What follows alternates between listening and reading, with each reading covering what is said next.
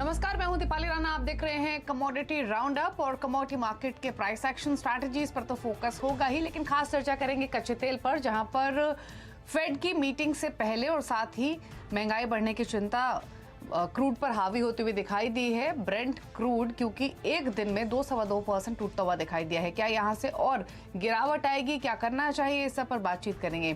साथ ही बात करेंगे सोने की, जहां पर हमने प्रॉफिट टेकिंग थोड़ी सी आते हुए देखी है। भाव हल्का हुआ है, क्या ये मौका है नई एंट्री लेने का, क्या ये एक अपॉर्चुनिटी दिख रही है खरीदारी की, इस पर बातचीत करेंगे। और साथ ही बात करेंगे खाने के तेलों की, खाने के तेल के TRQ पर असमंजस है और इन सब पर बातचीत करने के लिए हमारे साथ हैं केडिया कमोडिटीज के डायरेक्टर एजुकेडिया, कोटक सिक्योरिटीज के VP रविंद्र राव। साथ ही कुछ देर में एनर्जी एक्सपर्ट नरेंद्र तनेजा भी हमारे साथ मौजूद रहेंगे और साथ ही चर्चा करेंगे solvent extractors association of India के प्रेसिडेंट अजय झुंझुनवाला से। सभी मेहमानों का स्वागत है शो में। सबसे पहले कच्चे तेल पर नजर डाल लेते हैं, जहां पर हमने प्राइसेस हल्के होते हुए देखे हैं। 2 हफ्ते के निचले स्तरों पर कच्चा तेल कारोबार कर रहा है और एक दिन में 2.25% प्राइसेस नीचे आए हैं। $82 के आसपास ब्रेंट अब कारोबार करते हुए दिखाई दे रहा है। अब 2-3 मई को अमेरिकी फेड की मीटिंग है, साथ ही 0.25% की बढ़ोतरी की संभावना तमाम एक्सपर्ट्स जता रहे हैं। क्या ये फैक्टर्ड इन है, कमेंट्री कितनी इंपॉर्टेंट रहेगी, क्या असर होगा कच्चे तेल पर, इस सब पर बातचीत करते हैं। हमारे साथ अजय केडिया, रविंद्र राव और साथ ही मिस्टर नरेंद्र तनेजा मौजूद हैं। मिस्टर तनेजा नमस्कार। सबसे पहले तो आपका व्यू लेना चाहेंगे, ये एकदम से जो गिरावट थोड़ी सी दिखी है, ये आप कैसे देखते हैं? ऑल्दो आपने कंसिस्टेंटली मेंटेन किया है कि इस साल के लिए कच्चे तेल की रेंज एक बड़ी है और एवरेज लेवल आप 85-90 के बीच में देख रहे हैं, बट फेड मीटिंग से पहले इस तरीके का रिएक्शन आप कैसे रीड करते हैं और क्या व्यू है? देखिए, मार्केट का रिएक्शन 3 चीजों को लेकर हो रहा है। एक तो जो फेड की मीटिंग जिसका आपने भी जिक्र किया, उसको लेकर के बाजार में थोड़ा सा तनाव है, और दूसरा जो है अमेरिकन जो रिजर्व्स हैं उससे जो जिस हिसाब से तेल निकाला गया है अब उसको भरना है वापस, ये सब को लेकर के मार्केट में। तीसरा डॉलर की जो कुल मिलाकर के वैल्यू है, जो और अन्य इम्पोर्टेंट करेंसीज हैं उसको लेकर के बाजार में थोड़ी सी एंजाइटी है, तो ये रिफ्लेक्ट कर रही है। ये कहीं भी इस बात को रिफ्लेक्ट नहीं कर रही कीमत की डिमांड कहीं कम होने वाली है या कहीं पे जो है कोई प्रोडक्शन को लेकर के या सप्लाई को लेकर के कोई कंस्ट्रेंट आने वाली है। इतना जरूर है कि तेल का बाजार ये मान रहा है कि जो आने वाले 12-14 महीने हैं इसमें विकसित अर्थव्यवस्थाएं जो हैं उनमें जो है मंदी और गहरा सकती है। और चीन को लेकर के उनका यह है कि रिकवरी जितनी फास्ट की उनको उम्मीद थी उतनी शायद नहीं हो पाएगी, जबकि भारत को लेकर के और कुछ अन्य अर्थव्यवस्थाओं को लेकर के बाजार अभी भी जो है काफी आश्वस्त है। यही कारण है कि आप जो रेंज जिसकी मैंने चर्चा करी, तो ये ठीक है $2 कम हुआ है, लेकिन क्या ये इसका मतलब ये है कि और नीचे जाएगा? सस्टेन वे में नहीं जाएगा, लेकिन इतना जरूर है कि बीच में ऐसा हो सकता है कभी आपको तेल 75 भी दिख जाए, 72 भी दिख जाए और 70 भी टच कर जाए। लेकिन जो एवरेज अगर निकाल के आप देखेंगे तो $80 से $90 पर बैरल का ब्रेंट का रहने वाला है। एवरेज यही रहने वाला है, बीच बीच में कभी 92 भी होगा, ये होगा, क्योंकि इसमें जो यूक्रेन का फैक्टर है, रशिया की जो सप्लाई है, पूरे पश्चिम और G7 कंट्रीज की पूरी कोशिश है कि जो रूस का जो तेल अंतर्राष्ट्रीय बाजार में आ रहा है, जिसकी बड़ी भूमिका है कि आज कीमतें थोड़ा जो है बैलेंस्ड है, उसको रोकें। अब पूरी अमेरिका भी लगा है, यूरोप के जो रशिया को आइसोलेट कर दो, वहां का तेल की एक बूंद बाजार में न आने दो। अगर ये वास्तव में इसमें कामयाब हो जाते हैं, जिसमें मुझे बहुत ज्यादा शक है, तो कामयाब होते हैं तो जाहिर है तेल की कीमतें ऊपर जाएंगी, लेकिन अभी तक ये नजर आ रहा है कि उस पर कामयाब नहीं हुए हैं। अमेरिका में जो है हम जानते हैं अगले साल राष्ट्रपति पद का चुनाव भी है और वो नहीं चाहेंगे तेल उस दौरान जो बहुत महंगा हो, तो चाहे वक्तव्य कितने भी हों, मुझे लगता नहीं कि रूस का तेल पूरी तरीके से बाजार से गायब हो जाएगा। भारत खरीदता रहेगा, टर्की खरीदेगा, चीन खरीदेगा, ये 3 देश ही खरीदते हैं, तो फिर कीमतें जो तेल की बाजार में तेल की कीमत है उसमें बड़ी बढ़ोतरी नहीं होगी। देखिए, आखिरी लाइन में कहूंगा, आज अगर तेल उस दाम पे है जिस दाम पे हम चर्चा कर रहे हैं, उसके लिए जो है पश्चिम के देश और खासतौर से अमेरिका को, भारत जैसे देशों का कृतज्ञ होना चाहिए कि ये रूस से तेल खरीद रहे हैं और खरीद रहे हैं। टर्की खरीदा, मोरक्को खरीदा, पाकिस्तान खरीदा, चीन तो खरीदता ही है। तो यही कारण है कि तेल की कीमतें जो है वो कम है। अगर ये रूस का तेल बाजार से गायब हो जाता तो आज कच्चा तेल कम से कम $120 होता और उसकी सबसे बड़ा नुकसान स्वयं अमेरिका को होता जिसने सैंक्शंस लगाई हैं। और जैसे आपने कहा नरेंद्र जी कि एक डी-डॉलराइजेशन एक और इम्पैक्ट है कि इवन एज हमने सैंक्शंस आते हुए देखे हैं, काफी सारी कंट्रीज अब डॉलर को हटाकर दूसरी करेंसीज में कारोबार करने लगी हैं, इंक्लूडिंग चाइना, तो उसका भी इम्पैक्ट यहां पर देखने को मिला है। लेकिन एक बड़ा सवाल एज ऑफ नाउ डिमांड को लेकर है। मार्च के नंबर्स तो हमने अच्छे आते हुए देखे हैं, चीन से भी इंडियन डिमांड भी फर्स्ट क्वार्टर में काफी बेहतरीन रही है। डिमांड आप आगे कैसे देखते हैं? जैसे आपने कहा रिसेशन की चिंताएं हैं, तो मांग कैसी रह सकती है आगे जाकर, उसके ऊपर क्या कैलकुलेशन? अच्छा प्रश्न है। अगर आप देखिए, भारत जो दुनिया का तीसरा सबसे बड़ा तेल का बाजार है, अब भारत के अगर आप डेटा उठा करके देखते हैं पिछले 3 महीने, तो पेट्रोल हो, डीजल हो, टर्बाइन फ्यूल, सबकी डिमांड बढ़ी है। और लेकिन ये है कि भारत जो है वो कहा जाता है कि आज की तारीख में सबसे अच्छी अर्थव्यवस्था काम कर रही है, लेकिन चीन का डेटा ऐसा नहीं है, पश्चिम के देशों का डेटा इस तरह का नहीं है। अफ्रीका से जो डेटा आ रहा है थोड़ा सा बेहतर है, और इंडोनेशिया का भी थोड़ा सा बेहतर है। लैटिन अमेरिका का डेटा आप उठा करके देखते हैं तो ठीक है, कोई बहुत ज्यादा वो नहीं है। तो इसलिए मुझे लगता है कि डिमांड साइड जो है अभी तेल बाजार के लिए चुनौती बना रहेगा। अर्थात ये कि डिमांड में कोई बहुत सिग्निफिकेंट बढ़ोतरी होगी ऐसा मुझे नजर नहीं आता, जबकि जो सप्लाई साइड है थोड़ा ठीक लग रहा है, क्योंकि जितना इन्वेस्टमेंट पिछले 1.5 साल में ऑयल एक्सप्लोरेशन प्रोडक्शन में हुआ है वो काबिल तारीफ है।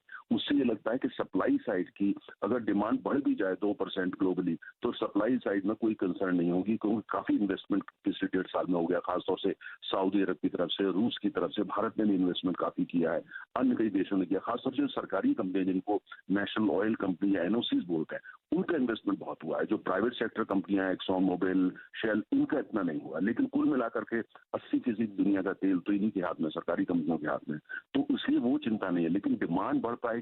मुझे ऐसा लगता है कि जो मंदी को लेकर के तेल का बाजार चिंतित है, और तेल बाजार को ये लगता है, विश्व के तेल बाजार को लगता है कि आने वाले 12 महीने दुनिया की अर्थव्यवस्था की सबसे बड़ी लड़ाई जो है वो तेल की कीमत से नहीं बल्कि मंदी से होगी। बहुत डीप रिसेशन नहीं होगा, लेकिन मंदी जो आज चल रही है अगर यही सस्टेन कर जाती है 12 महीने और, तो फिर तेल की कीमतें ऊपर नहीं जा पाएंगी, बल्कि स्ट्रगल करेंगी $80 पर भी मेंटेन करने के लिए। लेकिन जैसे मैंने कहा 3 महीने का है, मुझे ऐसा लगता है 3-4 महीने अभी तो $80-90 का जो है एवरेज आपको दिखाई देगा। नरेंद्र जी, एज ऑलवेज बहुत शुक्रिया साथ जुड़ने के लिए, और आपने काफी कंसिस्टेंटली मेंटेन किया है कि 80 to 90 के बीच में रेंज रहेगी, और क्लियरली काफी हद तक उसी के बीच में अटकते हुए हमने प्राइसेस देखे भी हैं। रविंद्र, इंडियन मार्केट्स में क्या रेंज बनेगी और यहाँ पर क्या स्ट्रैटेजी है?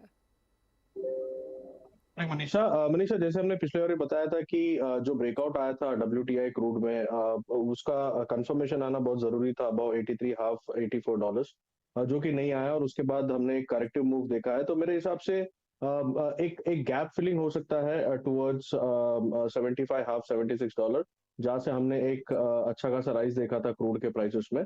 और अगर MCX की बात करें तो MCX में वी एक्सपेक्ट 6300 to 6250 का एक डाउनसाइड दिख सकता है, लेकिन आई थिंक वहां से भी हम फिर से एक बार इसमें एक बाउंस बैक देखेंगे। तो मुझे एकदम बेरिशनेस नहीं लग रहा है क्रूड में अभी एज ऑफ नाउ, और बुलिशनेस भी आई थिंक 83 हाफ $84 के ऊपर अगर इसमें क्लोजिंग आ जाता है, then we might head towards 88 to $90 in WTI। तब तक के लिए आई थिंक जो रेंज है वो 82 हाफ से लेके $76 का होगा WTI में। और अगर MCX की बात करें तो MCX में आई थिंक 6250 का एक फ्लोर होगा, और जो इसका अपसाइड है that will be capped somewhere near 6750 6800। Okay, तो ये स्ट्रैटेजी है रविंद्र की कच्चे तेल पर, जहां पर बिकवाली की ही सलाह है, नीचे की तरफ 6300 या फिर 6250 तक के लेवल्स वो देख रहे हैं। बाकी स्ट्रैटेजीज पर भी फोकस करेंगे, लेकिन उससे पहले बात कर लेते हैं क्रूड सनफ्लावर और सोया ऑयल की। दरअसल सॉल्वेंट एक्सट्रैक्टर्स एसोसिएशन का कहना है कि क्रूड सनफ्लावर और सोया ऑयल पर TRQ यानी टैरिफ रेट कोटा पर बाजार में असमंजस की स्थिति है, जो ज्यादा दिनों तक अगर कायम रहती है तो देश में खाने के तेलों के जो दाम है वो बढ़ सकते हैं। इसी पर बातचीत करते हैं, हमारे साथ है solvent extractors association of India के प्रेसिडेंट अजय झुंझुनवाला। अजय जी नमस्कार, स्वागत है आपका। पहले तो टैरिफ रेट कोटा को लेकर क्या असमंजस फिलहाल बना हुआ है, क्या स्थिति है, और क्या इम्पैक्ट फिर लॉन्गर रन में आप प्राइसेस पर देखते हैं? नमस्कार दीपाली जी। ये टैरिफ रेट कोटा जो गवर्नमेंट ने लास्ट ईयर इश्यूज किए थे, वो एज पर DGFT सर्कुलर 31 मार्च तक के जो बिल ऑफ लेडिंग थे, मतलब बिल ऑफ लेडिंग मतलब जो हमारे डिस्पैच स्टेशन हैं जहाँ से माल डिस्पैच हुआ है उसको बिल ऑफ लेडिंग कहते हैं, वो अगर 31 मार्च तक डिस्पैच हुए हैं तो उसको गवर्नमेंट TRQ में कंसिडर करेगी at nil rate of duty, जो कि एक नेचुरल प्रोसेस है, क्योंकि नॉर्मली जो माल आता है वो अर्जेंटीना या ब्लैक सी के वॉयज में काफ़ी टाइम लगता है और अनसर्टेन होता है because of current geopolitical situations as well as काफ़ी डिस्टेंस होने की वजह से। तो bill of lading is a standard procedure. अब इधर जो कस्टम्स ने कुछ थोड़ा सा उसमें कंफ्यूजन क्रिएट किया है कि बिल ऑफ लेडिंग की जो एंट्री को वो एक्सेप्ट कर रहे हैं, जिसका मतलब है कि जो ऑलरेडी इंडिया अराइव हो गया है जो माल इंडियन वाटर्स में, उसको वो एक्नॉलेज कर रहे हैं। तो उसकी वजह से जो एक करीब 1 लाख टन जो माल ऑलरेडी इंडिया के आसपास पहुंच चुका है, और 2 लाख जो हम लोग जो कमिटेड हैं, जो हम लोग चूंकि 2 महीने 3 महीने 4 महीने पहले बार्गेन कर लेते हैं, जो कि माल वहां से 31 तक लोड हो गया है, जो मे बी मई और जून में आएगा, तो वो थोड़ा सा उसमें पोजीशन अनक्लियर हो गई है, कंफ्यूजन क्रिएट हो गया है। उसकी वजह से lot of cargo has stuck up at Indian waters, जिसकी वजह से मार्केट और जो ट्रेड है वो थोड़ा सा कंफ्यूजन में है, जिसके लिए हमने फूड मिनिस्ट्री से रिक्वेस्ट किया है कि प्लीज इसको जल्द से जल्द क्लियर कर दें, जैसे कि इशू सॉर्ट आउट हो जाए और जो माल की अवेलेबिलिटी है पोर्ट्स पर वो नॉर्मल हो जाए। Ajay ji, as of now कितना टोटल स्टॉक यहाँ पर स्टॉकअप है और कितना इम्पैक्ट इंडियन मार्केट्स में उसका पड़ सकता है? जैसे मैंने कहा कि लगभग 1 लाख टन से ज्यादा माल इंडियन वाटर्स के आसपास है या इंडियन वाटर्स में है, और 2 लाख टन के करीब हमारा कमिटमेंट है जो हमको बायर्स को लेना ही पड़ेगा, जो उन्होंने ऑलरेडी सेलर से कमिट कर रखा है, जिसमें 31 मार्च की बिल ऑफ लेडिंग है। जी, तो अजय जी, ये मोर अबाउट इंडस्ट्री है या आपको लगता है कि ओवरऑल सप्लाईज का कोई प्राइसेस पे इसका बहुत बड़ा असर पड़ेगा? नहीं, प्राइसेस पर तो इमीडिएट फर्क पड़ेगा ही। अगर कार्गो क्लियर नहीं होंगे तो जो यहाँ की जो इंडस्ट्री है, पोर्ट में जो रिफाइनर्स हैं, उन्होंने जो ऑयल मंगा रखा है सनफ्लावर एंड सोया, अगर वो नहीं टाइम पे पहुंचता है तो थोड़ा सा डिमांड सप्लाई में प्रॉब्लम्स तो क्रिएट होंगी।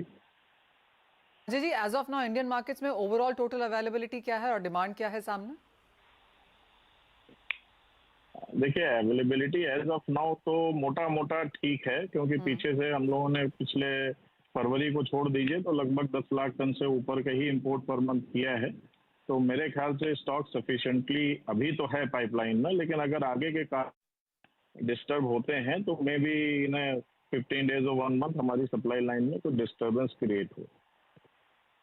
अजय जी, ऑफ कोर्स जो निचले स्तर थे वहां से हमने प्राइसेस थोड़े इंप्रूव होते हुए देखे भी हैं, चाहे वो पाम है अंतर्राष्ट्रीय बाजारों में, सोयाबीन सोया तेल के प्राइसेस भी अपने लो से अब धीरे धीरे उठने लगे हैं। बाजार को लगता है कि रमजान की मांग है, साथ ही एल निनो का इम्पैक्ट है, तो कुछ एग्री कमोडिटीज में एक हलचल है जिसका फायदा हमने खाने के तेलों में भी आता हुआ देखा है। आप कैसे देखते हैं ओवरऑल सिनेरियो?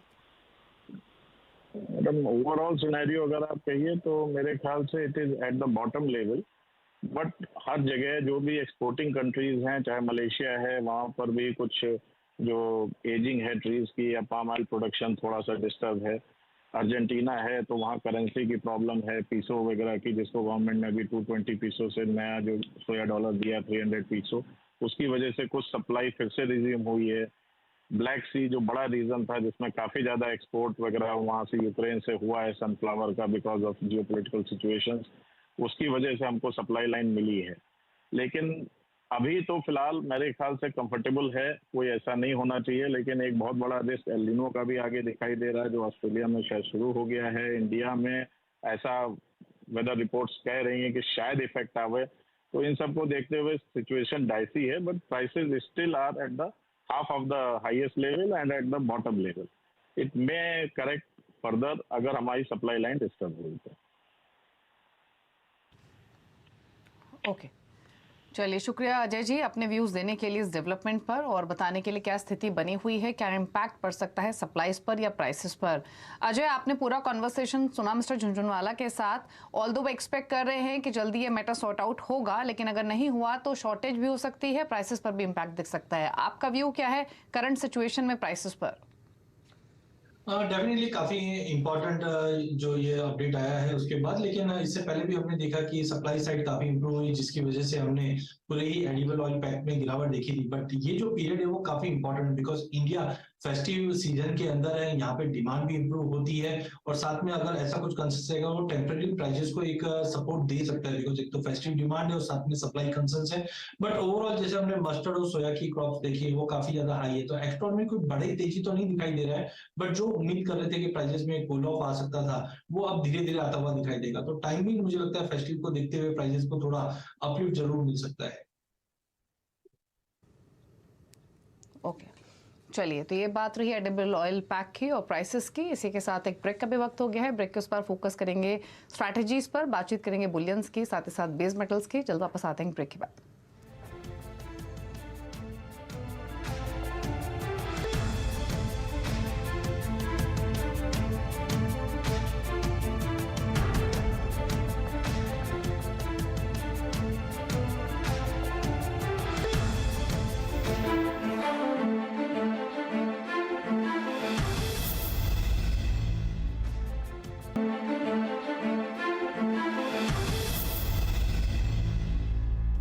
नमस्कार, आपका स्वागत है और बात अब यहाँ पर सोने चांदी की कर लेते हैं, जहाँ पर मुनाफा वसूली अब भी देखने को मिली है। और रविंद्र, $2000 के आसपास अब यहाँ पर गोल्ड अटकता हुआ नजर आया है और कई बार हमने 2020 और 25 के लेवल देखे हैं, उसके ऊपर लगातार रेजिस्टेंस।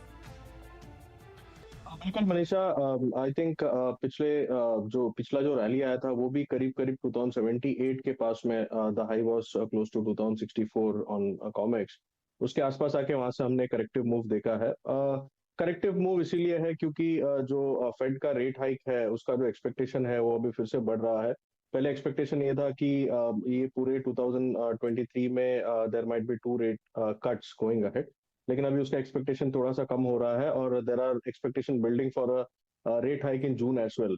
तो मेरे हिसाब से उस वजह से ही एक करेक्टिव मूव है, लेकिन I think this is temporary. जो हिसाब से प्राइसेस में एक बाउंस बैक आ रहा है, I think price action is clearly suggesting कि लोअर लेवल्स पे अच्छी बाइंग आ रही है। सिल्वर का ही अगर मूव देखे तो सिल्वर में हमने कल 2% लो से कल का जो सेशन था वो हाई पे क्लोज हुआ। तो आई थिंक कहीं ना कहीं स्ट्रेंथ लोअर लेवल्स पे काफी है। हो सकता है कि और हम थोड़ा सा करेक्टिव मूव देख सकते हैं, लेकिन from a short term perspective वो करेक्शन से एक अच्छी बाइंग अपॉर्चुनिटी होगी। सिल्वर में 73,000 73,500 के आसपास एक अच्छा बाइंग जोन है। गोल्ड में 59,500 से लेके 59,600 का एक अच्छा सपोर्ट जोन है। तो अगर करेक्टिव मूव आता भी है, जो कि पॉसिबल है कि थोड़ा बहुत और करेक्शन आए मार्केट में, लेकिन आई थिंक नीचे से उसी मोमेंटम में बाइंग भी लौटेगी। तो from short term perspective yes, थोड़ा बहुत करेक्टिव मूव पॉसिबल है, लेकिन from a medium to long term perspective I think the trend is still intact. और हमारा अभी भी ये मानना है कि prices might breach 2078 and it might go up to 2100 2120 और उसके ऊपर भी प्राइसेस जा सकते हैं। तो I think from overall perspective it is bullish. Corrections में बाइंग की एडवाइस होगी। अजय, गोल्ड सिल्वर दोनों में से डिप्स पर बाय करना अगर हो तो ज्यादा कन्विक्शन किसके साथ है, गोल्ड या सिल्वर?